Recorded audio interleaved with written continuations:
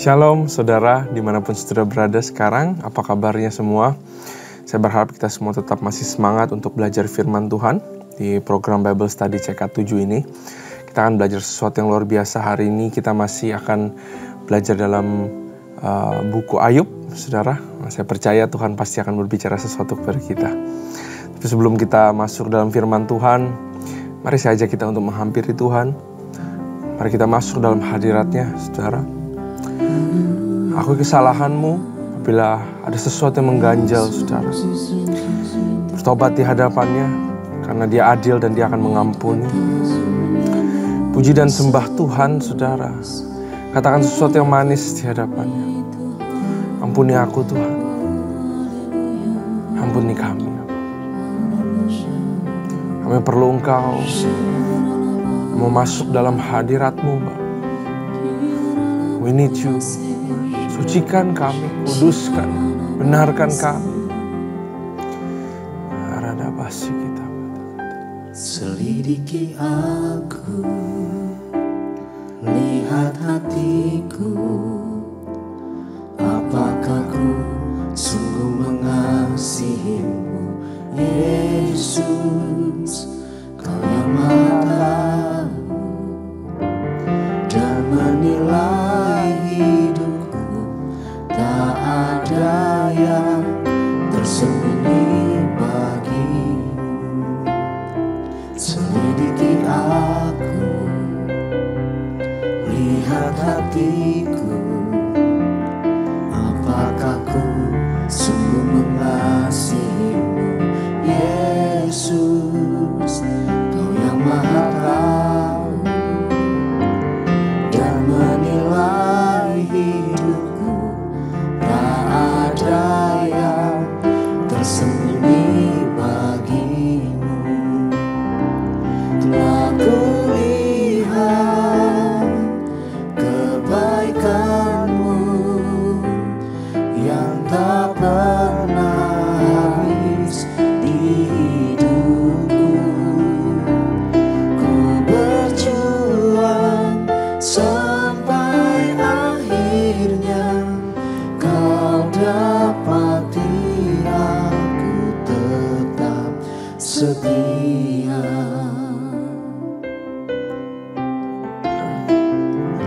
Selidiki aku,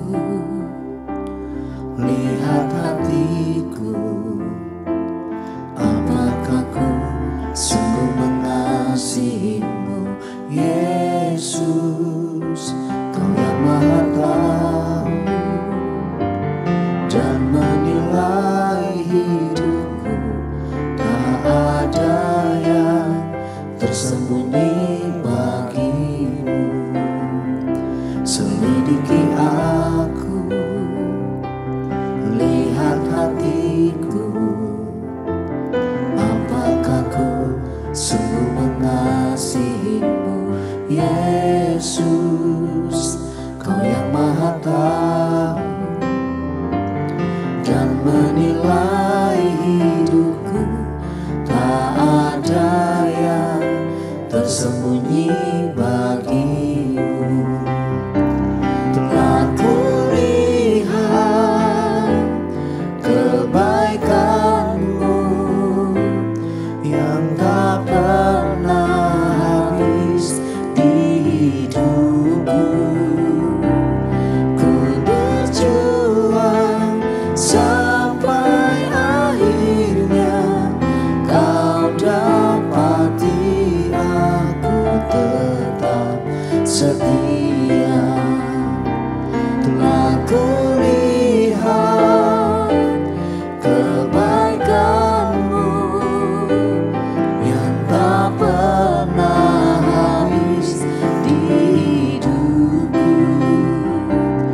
Ku berjuang sampai akhirnya Kau dapati aku tetap setia. Telah kulihat kebaikan-Mu yang tak pernah habis di hidupku.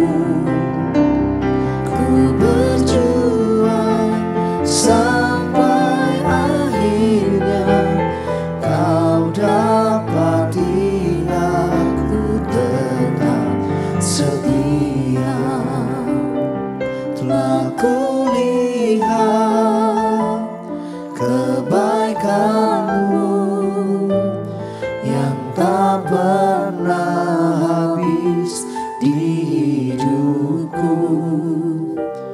Ku berjuang sampai akhirnya Kau dapati aku tetap setia.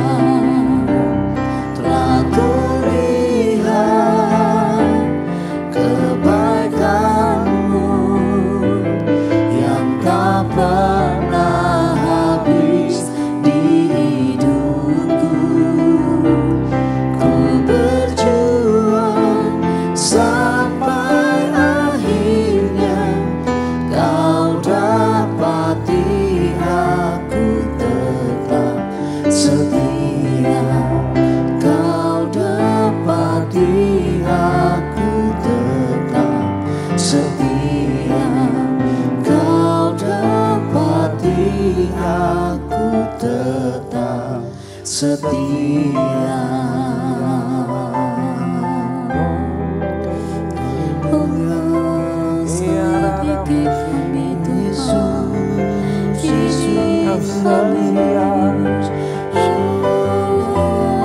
Selidiki aku Tuhan, pimpin aku Tuhan, bawa aku lebih dewasa, bawa aku untuk level up Tuhan.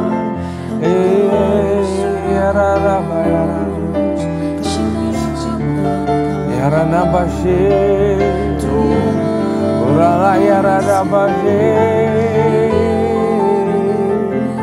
Yarala Yarana Bashir, Urada Bayarada Bashir. Ku mau cinta Yesus selamanya. Ku mau cinta Yesus selamanya. Meskipun badai silih berganti dalam hidupku, ku tetap cinta Yesus selamanya. Ku mau cinta Yesus selamanya. Ku mau cinta Yesus selamanya. Meskipun badai silih berganti dalam hidupku, ku tetap cinta Yesus selamanya. Ya Aba, Bapa, ini aku anak-Mu, layakkanlah seluruh hidupku. Ya Aba, Bapa, ini aku anak-Mu, pakailah sesuai dengan rencana-Mu. Ya Aba, Bapa, ini aku anak-Mu, layakkanlah seluruh hidupku. Ya Aba, Bapa, ini aku anak-Mu, pakailah sesuai dengan rencana-Mu.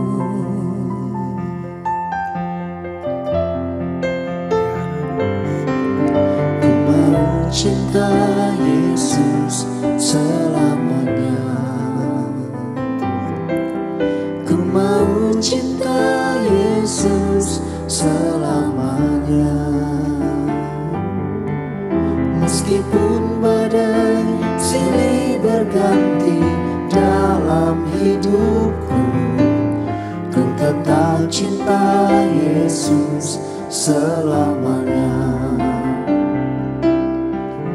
Ku mau cinta Yesus selamanya. Ku mau cinta Yesus selamanya. Meskipun badai silih berganti dalam hidupku, ku tetap cinta Yesus selamanya. Ya Aba, Bapa, ini aku anakmu, layakkanlah seluruh hidupku. Ya Aba, Bapa, ini aku anakmu, pakailah sesuai dengan rencanamu. Ya Aba, Bapa, ini aku anakmu, layakkanlah seluruh hidupku. Ya Aba, Bapa, ini aku anakmu, pakailah sesuai dengan rencanamu. Ya Aba, Bapa, ini aku anakmu, layakkanlah seluruh hidupku. Ya Aba, Bapa, ini aku anakmu, pakailah sesuai dengan rencanamu. Pakailah sesuai dengan rencanamu. Pakailah sesuai dengan rencanamu.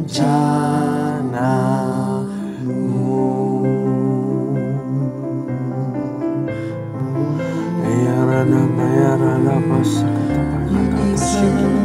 kita tayara la ya rada basi kita sikita bayara da bayara. Tunjukkan jalanmu, tunjukkan dirimu, tetapkan langkah-langkah kami. Rada basi kita.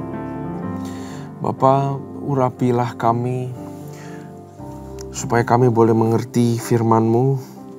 Urapi lidah bibir hambaku supaya boleh kata-katakan yang baru dan kata-katakan yang memberkati ya Tuhan. Mengatakan isi hati-Mu Tuhan dan kebenaran dengan berani. Berkati kami semua supaya kami beroleh hikmat dan mengerti firman-Mu. Supaya kehidupan kami boleh diubahkan dan berbuah. Terima kasih Tuhan, kami siap untuk belajar. Dalam nama Tuhan Yesus kami berdoa, amin. Shalom saudara, sekali lagi ya. Mari kita buka dari kitab Ayub, saudara. Pasal yang ke-18 ya. Ayub pasal yang ke-18. Ayub pasal ke-18 akan berbicara mengenai pendapatnya si Bildad. Ya, ayat 16 dan ayat 17 itu seperti itu kata-katanya Ayub. Jadi masih balas-balesan antara Ayub dengan teman-temannya, saudara. Oke, Ayub pasal yang ke-18. Kita akan lihat bagaimana si Bildad ini menjawab, saudara. Pendapat Bildad bahwa orang fasik pasti akan binasa. Buat saya nggak tentu loh, saudara. Justru Tuhan itu datang untuk menyelamatkan orang-orang fasik. Kasihnya tidak bisa digambarkan seperti kesempitan pengetahuan Bildad. Kasihnya sangat luas, sangat dalam. Bahkan di firman Tuhan dalamnya, tingginya, lebarnya, panjangnya. Itu menurut saya dengan ukuran yang kita bisa ukur sebagai manusia. Itu jauh dimensinya lebih daripada itu. Ya, kita sangat sulit sebagai manusia untuk menyingkapi betapa besarnya kasih Tuhan. Besarnya itu besar sekali sehingga kita gak bisa sebenarnya menyingkapi. Tuhan itu sangat besar sekali. Pribadinya sangat sekali sulit untuk kita pahami secara ukuran. Pengetahuannya, hikmatnya, kuasanya, saudara. Sampai situ kita harus ingat dulu bahwa our God is unlimited God. Tuhan yang gak bisa dibatesin atau didikte secara bagaimana sifatnya Tuhan. Karena itu mengenal Tuhan adalah sumber hidup, ya saudara. Saya percaya sampai kita mati pun kita gak bisa menyelami Tuhan itu seperti apa completely. Hanya nanti kita akan lihat muka dengan muka. Dan aku yakin kita akan dapatkan pengertian yang bukan berasal daripada kita untuk mengerti Tuhan. Ya, Alkitab pun bukan berasal daripada dunia, tapi ditulis sama orang dunia, tapi berasal dari hikmat yang bukan dari dunia, saudara. Ayat 1, maka Bildad orang Suah menjawab, bilakah engkau habis bicara? Sadarilah, baru kami akan bicara. Mengapa kami dianggap binatang, mengapa kami bodoh dalam pandanganmu? Engkau yang menerkam dirimu sendiri dalam kemarahan. Demi kepentinganmu lah bumi harus menjadi sunyi dan gunung batu bergeser dari tempatnya. Karena marahnya ya maksudnya. Bagaimanapun juga terang orang fasik tentu padam. Dan nyala apinya tidak tetap bersinar. Terang di dalam kemahnya menjadi gelap dan pelita di atasnya padam. Ini dia lagi gambarkan nasib-nasibnya nih. Langkahnya yang kuat terhambat. Dan pertimbangan sendiri itu malah menjatuhkan dia. Ya, jadi Bildad itu gambarin orang fasik segala sesuatu akan nyerang balik ke dia. Ada seperti kekuatan force yang membuat orang fasik ini diserang pada akhirnya dan jatuh sendiri, saudara. Ya, karena kakinya sendiri menyangkutkan dia dalam jaring dan di atas tutup lubang ia berjalan. Tumitnya tertangkap oleh jebak dan ia tertahan oleh jerat. Tali tersembunyi baginya dalam tanah. Perangkap terpasang baginya pada jalan yang dilaluinya. Kedahsyatan mengejutkan dia di mana-mana dan mengejarnya di mana juga ia melangkah. Bencana mengidamkan dia, kebinasaan bersiap-siap menantikan dia jatuh. Kulit tubuhnya dimakan penyakit, bahkan anggota tubuhnya dimakan oleh penyakit parah. Ia diseret dari kemahnya, tempat ia merasa aman dan dibawa kepada raja kedahsyatannya. Dalam kemahnya tinggal apa yang tidak ada sangkut pautnya dengan dia. Di atas tempat kediamannya ditaburkan belerang, di bawah keringlah akar-akar dan di atas layulah rantingnya. Ingatan kepadanya lenyap dari bumi, namanya tidak lagi disebut di lorong-lorong. Ia diusir dari tempat terang ke dalam kegelapan dan ia dienyahkan dari dunia. Ia tidak akan mempunyai anak atau cucu cicit di antara bangsanya dan seorang pun yang tinggal hidup di kediamannya. Atas hari ajalnya orang-orang di barat akan tercengang dan orang di timur akan dihinggapi ketakutan. Sungguh demikianlah tempat kediaman orang yang curang, begitulah tempat tinggal orang yang tidak mengenal Allah. Menurut saya ini cuma sepotong, saudara. Digambarkan inilah nasib-nasib kemalangan secara puitis oleh Bildad. Orang fasik pokoknya akan menuju kehancuran, kemalangan, malapetaka. Begitulah tempat orang tidak mengenal Allah. Seolah-olah Bildad di sini pengetahuannya sempit, ya, sehingga dia bilang bahwa beginilah orang yang akan digituin sama Tuhan. Kalau dia orang yang curang dan fasik, dan dia itu secara tidak langsung bilang itu tuh Ayub. Nah, saudara, saya setengah setuju bahwa orang yang pada akhirnya fasik, orang yang selalu terus bebal, orang yang tidak mau berubah, tidak mau berjalan dalam kebenaran, nggak mau bertobat, nggak mau putar pikirannya 180 derajat, nggak mau metanoia, itu pada ujungnya memang hidupnya akan mendatangkan masalah untuk dirinya sendiri. Hidupnya itu seperti memasang perangkap untuk dirinya sendiri. Kelihatannya sekarang nggak kenapa-napa, tapi saya yakin ke depannya pasti akan terjadi begitu banyak hal yang nggak enak. Nah, Bildad cuma sampai situ. Tapi kalau menurut saya, Tuhan pun tahu sampai situ. Ya, nasib orang-orang yang nggak berada di bawah perlindungan Tuhan. Tapi bedanya, Tuhan itu rindu menolong mereka. Tuhan itu rindu orang-orang atau kita orang fasik tidak stay di dalam masa depan yang suram. Tuhan mau mengangkat mereka ke dalam masa depan yang penuh dengan harapan. Begitu juga itulah kasih Tuhan kepada kita, saudara. Tahukah saudara bahwa Tuhan mengasihi Anda? Kenapa dia keluarkan perintahnya, firman-Nya? Sulit loh saudara untuk mentaati firman Tuhan itu. Masalah kita masih hidup dalam daging. Dan kita hidup di environment yang namanya dunia yang menuju kehancurannya. Dia sedang tarik kita. Tapi Tuhan itu mengasihi Anda. Tuhan itu mengasihi saya.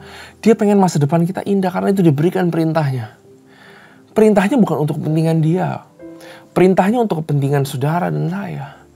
supaya kita bisa hidup dengan baik, supaya kita hidup dengan benar di dunia ini. Bukan artinya nggak ada kemalangan, saudara. Ya, begitu besar kasih Tuhan. Sehingga saudara, kalau saudara berada di dalam jalan-jalan ini, mari yuk kita bertobat, saudara. Karena Tuhan pengen kasih masa depan yang cerah. Sehingga masa depan gak bisa cerah kalau saudara masih aja tidak mentaati jalan-jalannya. Sehingga masalah sebenarnya kita sendiri yang buat, saudara. Ya, Bildad ini mengatakan ini merupakan suatu teologi retribusi. Retribution theology. Di mana maksudnya adalah penghukuman atau suffering adalah sebuah akibat daripada kita macam-macam di hadapan Tuhan. Dalam tanda kutip, teologi ini menjelaskan bahwa Tuhan ya very strict ya, menghukum, nggak tanggung-tanggung mendatangkan malapetaka kepada orang-orang yang berlaku curang di hadapannya. Nah, menurut saya ini nggak lengkap. Penyempurnaannya adalah Allah yang adalah kasih, yang dia justru nggak tahan lihat manusia di sini. Akibat daripada dosa ini semua itu adalah teologi retribusi. Tapi saya mau bilang bahwa Tuhan kita itu lebih daripada sekedar agama, saudara. Our God is a relational God. Ini nggak mungkin salah. Makanya dia pernah perkenalkan dirinya adalah kasih. Dan kasih itu butuh objek. Kasih itu butuh partner untuk saling mengasihi. Kasih nggak bisa berdiri sendiri tanpa ada satu yang dikasihi. Ya, karena itu Tuhan dari awal dia sudah bilang bahwa aku adalah kasih.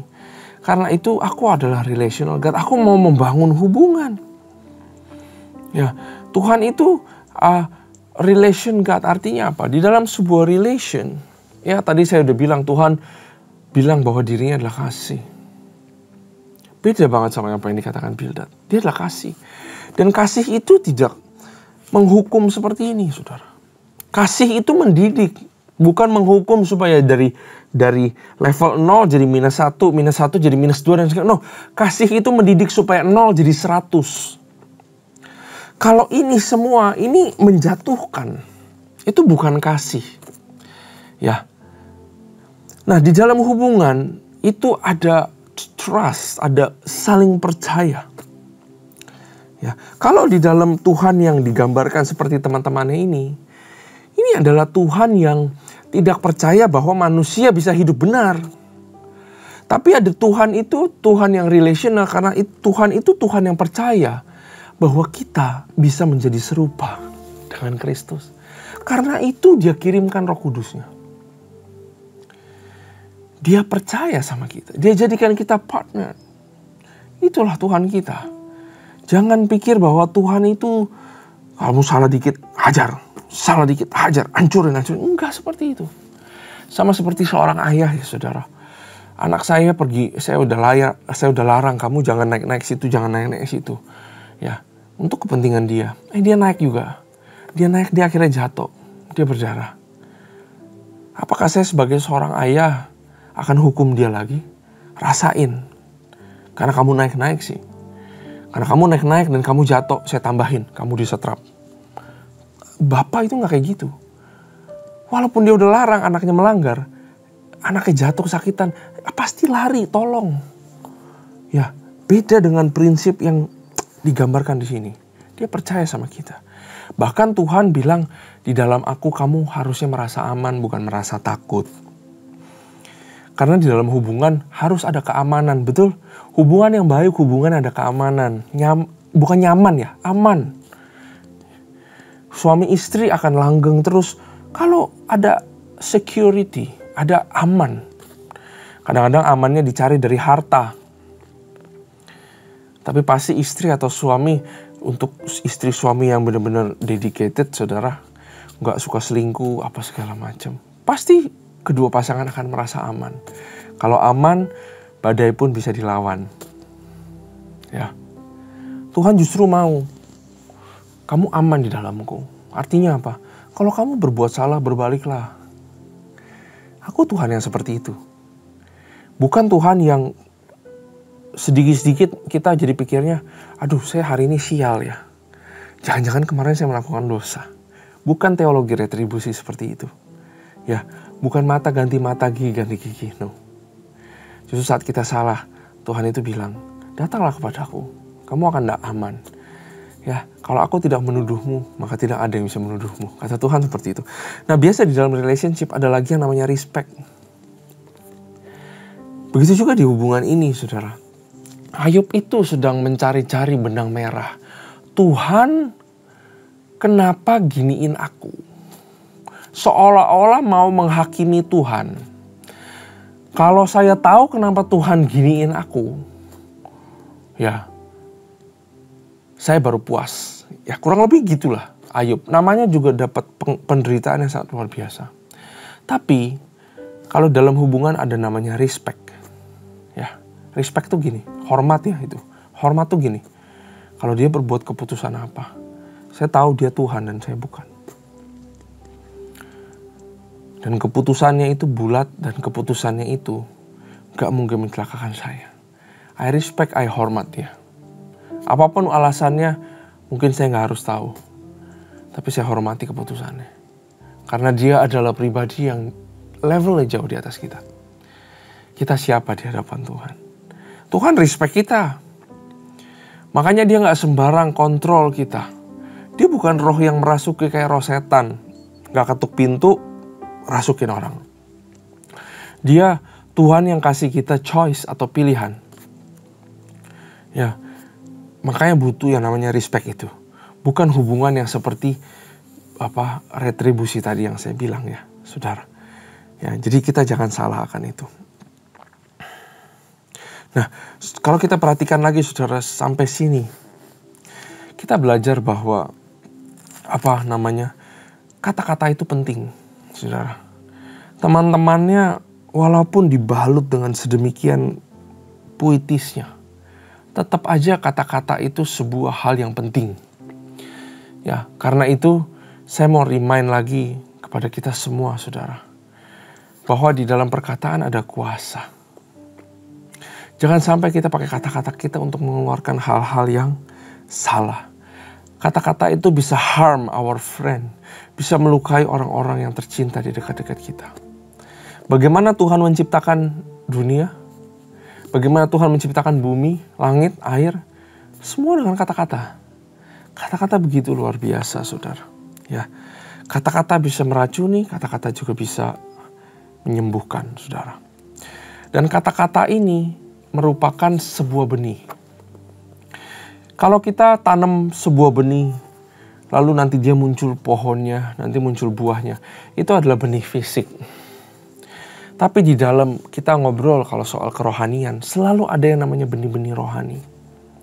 Ya, apakah itu firman Tuhan, ya, apakah itu pujian dan penyembahan, ya, kata-kata termasuk adalah benih spiritual.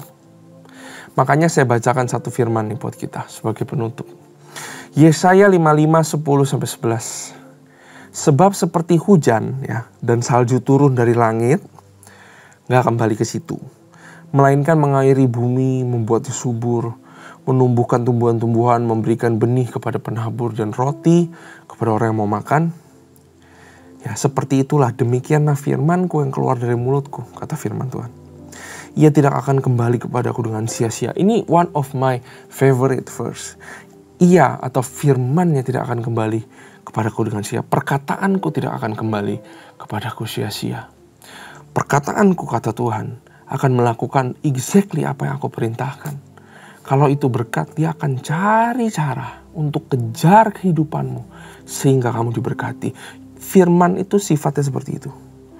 The power of words.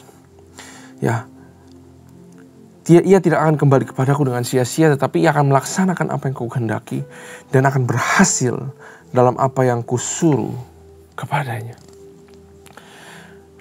Lidah bibir kita diciptakan serupa dengan gambarannya. Kuasa itu ditaruh di lidah kita. Saudara bisa baca di Alkitab, lidah kita penuh dengan kuasa. Karena itu kita harus hati-hati dalam kita mengatakan segala sesuatu, saudara.